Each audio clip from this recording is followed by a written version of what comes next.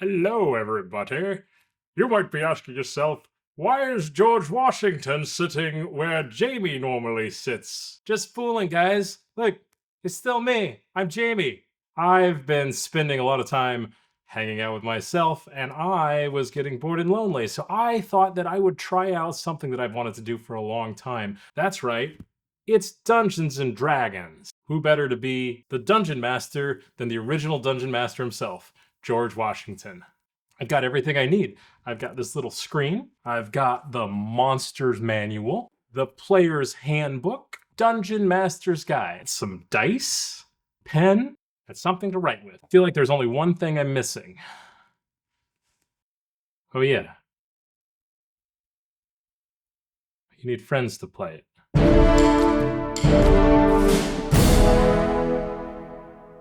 That's okay. We could just try.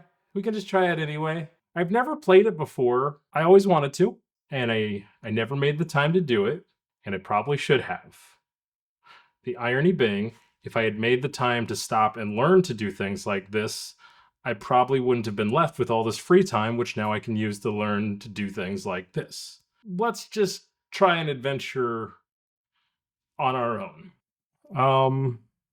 In the mythical land of old fantasy, I don't know, I was really more of a sci-fi guy than a fantasy guy. A long time ago, in a land far, far away, there was a hero. He was an adventurer, and he set out on a quest, and he went on the quest. Let's roll some dice. I got a 5, a 6, and 2 1s. It's 13. Lucky 13. Okay.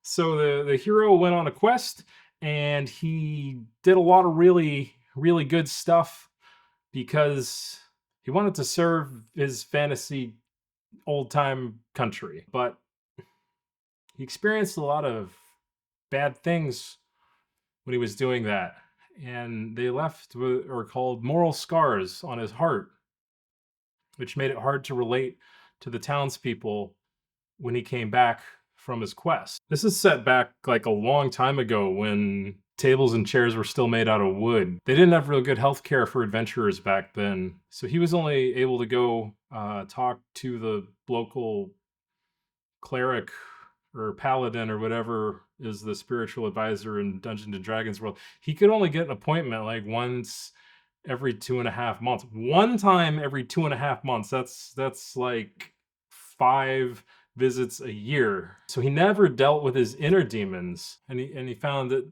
truly the most evil person in the land was his own mind, which was attacking him at night. So let's roll some dice.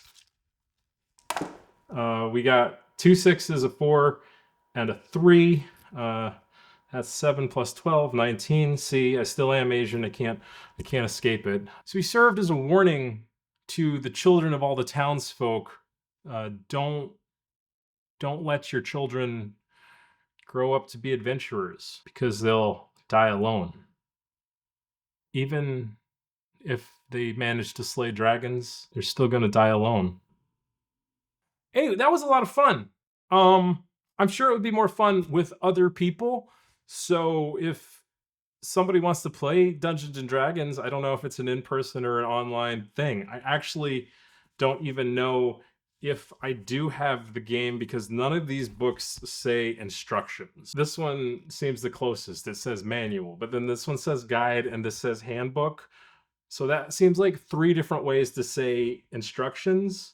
I think what I need is the Dungeons and Dragons thesaurus, because clearly they just use a lot of different words to mean the same thing. Anyway, hit that like and subscribe button, or don't, because nothing really matters.